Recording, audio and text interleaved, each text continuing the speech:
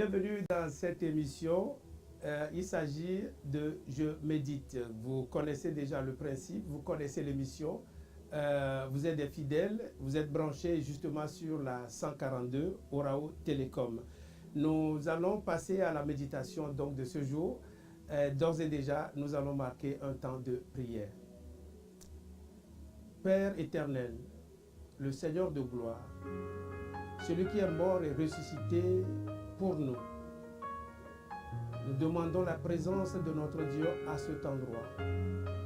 Que sa présence nous éclaire dans cette écriture, que sa présence nous illumine, que cette présence nous explique encore les mystères cachés de la parole de Dieu. Père de gloire, voici un temps que quelqu'un a choisi pour être à tes pieds. Celui qui est à tes pieds reçoit la bonne part. Nous voudrons recevoir la bonne part qui vient de toi, la parole qui ne nous sera jamais ôtée. Car tu as dit dans ta parole que tout passera, mais ta parole ne passera pas. C'est pour ça que nous nous accrochons. Seigneur, sois encore avec nous pendant ce temps de partage. Au nom de Jésus. Amen. Bien aimé, nous allons prendre le test donc de ce jour. Il s'agit de 2 Corinthiens, chapitre 5 cette fois-ci. Nous allons lire du verset 1 au verset 5. Vous pouvez suivre en même temps que moi sur votre petit écran. Nous savons en effet que si cette tente où nous habitons sur la terre est détruite, nous avons dans le ciel un édifice qui est l'ouvrage de Dieu, une demeure éternelle qui n'a pas été faite de main d'homme.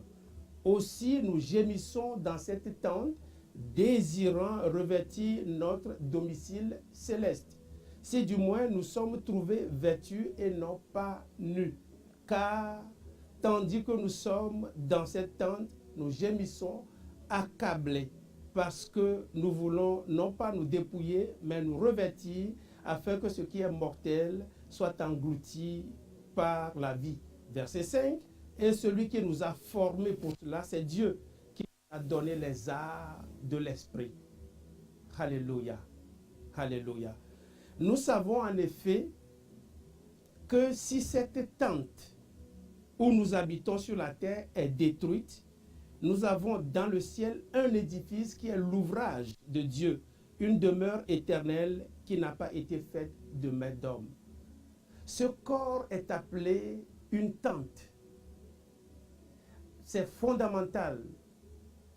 Notre corps, ce n'est pas nous. Le vrai nous, c'est celui qui est à l'intérieur de cette habitation, de cette tente. C'est notre esprit. Et les douleurs, les gémissements, si nous sommes accablés, c'est surtout dans la chair. Mais tout ce qui a été dit, Paul dit qu'il a été formé.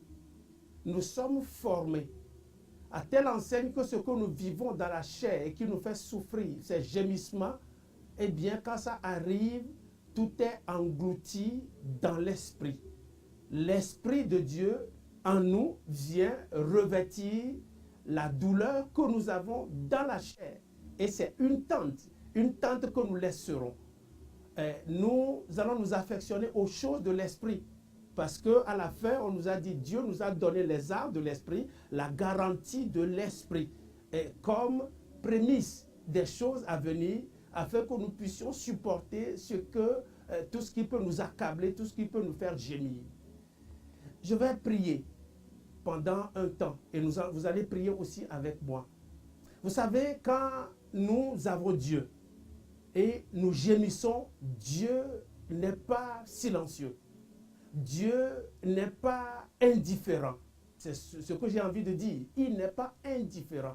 Parce que c'est un Dieu de compassion. Compassion signifie quoi? Ça signifie qu'il partage notre douleur.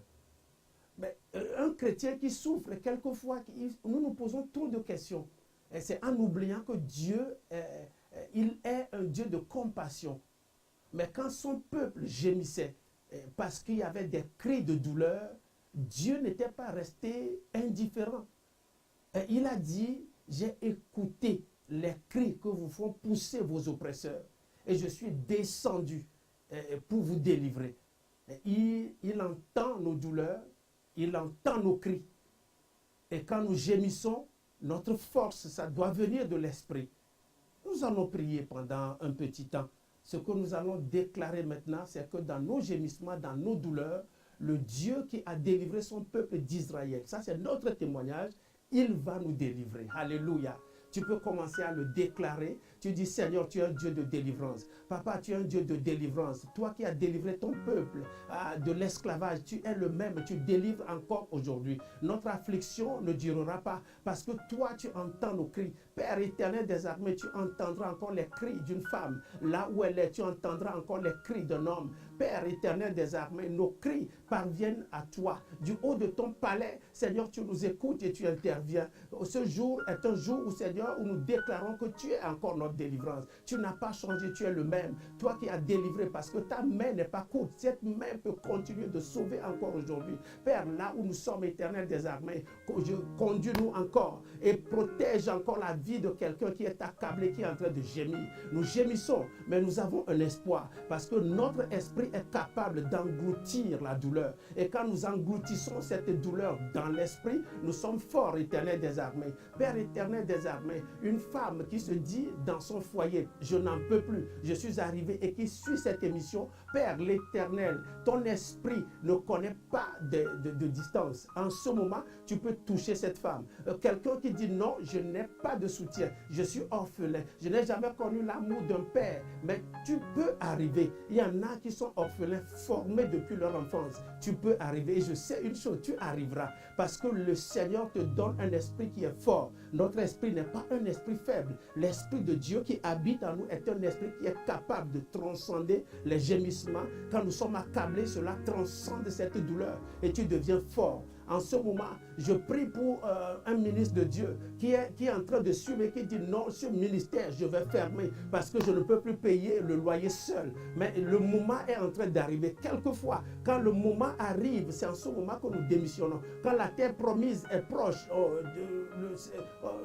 le diable va te dire démissionne alors que tu es à un pas. Mais je sais que tu peux encore tenir. Non, fais confiance à l'Esprit de Dieu. Tu peux encore tenir. Il y a quelqu'un qui se dit non, je n'ai pas de soutien. Mais comment est-ce que je peux encore faire la scolarité? Dieu sera ton soutien. Il va susciter quelqu'un, que ça soit du nord, du sud, de l'est ou de l'ouest. Il peut susciter encore. Lui qui a suscité un corbeau pour nourrir son serviteur, il est capable aussi de susciter un homme qui pense à ton cas. En ce moment, tu pries au nom de Jésus-Christ de Nazareth. Nous sommes accablés, mais nous n'allons pas rester dans la détresse et dans le désespoir, car il ne nous a pas donné un esprit de timidité, mais un esprit de force. Cet esprit de force affecte nos vies. Cet esprit de force affecte la vie d'un enfant, la vie d'une femme, la vie d'un homme. Dans le nom de Jésus-Christ de Nazareth, nous gémissons. Quelquefois, nous pleurons seuls. Et surtout quand nous arrivons vers la fin de l'année. Beaucoup pleurent dans le secret. À l'abri de leur sourire se cache une douleur. À l'abri de leur sourire se cache un gémissement. Mais je veux dire encore à quelqu'un en ce moment, mais tiens bon, parce que Dieu est avec toi, son esprit est avec toi. Est-ce que tu as été formé? Si tu n'es pas formé, tu seras détruit. Tu seras détruit par les gémissements. Tu seras détruit par les douleurs. Mais Dieu est conscient, Dieu n'est pas indifférent, il est là. Pendant que tu pries, il va te fortifier. Relève-toi, continue ta marche, tu iras jusqu'au bout. Tu iras jusqu'au bout, je te le dis, tu iras jusqu'au bout. Parce que nous croyons à un Dieu vivant. Il n'est point resté dans la tombe. Il y a d'autres dieux qui sont restés dans la tombe, mais notre Dieu, lui, il est vivant. En ce moment, je sais que quelque chose se passe encore dans ton cœur. Maintenant, il est en train de te guérir. Tu pensais que tu ne guériras plus. Non, cet esprit est là et pour engloutir la douleur de la maladie. Tu gémis sous le poids de la douleur. Mais il y a un Dieu qui guérit. Il a dit dans le livre d'Exode, je suis le Dieu qui guérit. Et je ne te donne pas les maladies que je donne aux Égyptiens. Mais toi, je te guérirai parce que je suis encore un Dieu qui guérit. Il est un Dieu qui guérit encore aujourd'hui. Il va te guérir de tes blessures internes. Il va te guérir de la douleur dans ta chair. Il va te guérir de cette séparation. Il va te guérir de cette douleur. Il va te guérir. Le Dieu que nous servons est un Dieu vivant. Il est un Dieu vivant. Il est un Dieu vivant. Est-ce que tu peux dire Alléluia là où tu es? Il est un Dieu vivant. Alléluia. Alléluia.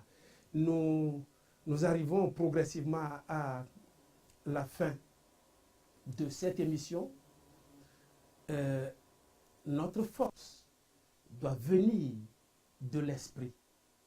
Notre confiance n'est pas dans la chair parce que le vrai nous, c'est l'esprit qui est au-dedans de nous. Et nous devons être formés à vivre l'esprit. Nous devons être formés à vivre sur les pas de l'esprit afin que cette douleur ne nous affecte pas. Nous allons marquer un temps de prière. Père, merci pour ce temps où tu nous as parlé. Je refuse d'être faible, même quand je suis dans la détresse.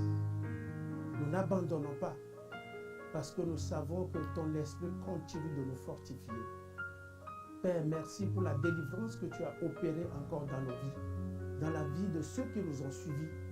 Ô Dieu de gloire, que ton esprit continue de régner encore au milieu de nous et que nous soyons forts pour continuer la marche dans la chrétienté et que nous continuions la victoire et que nous puissions atteindre nos terres promises. Père éternel, merci au nom de Jésus. Amen. Amen. Bien-aimés, vous savez, vous pouvez nous suivre sur YouTube, sur Facebook et sur Orao Télécom, la chaîne 142. Vous pouvez le programmer déjà sur vos chaînes favorites et nous serons ensemble encore demain. Soyez bénis. Amen.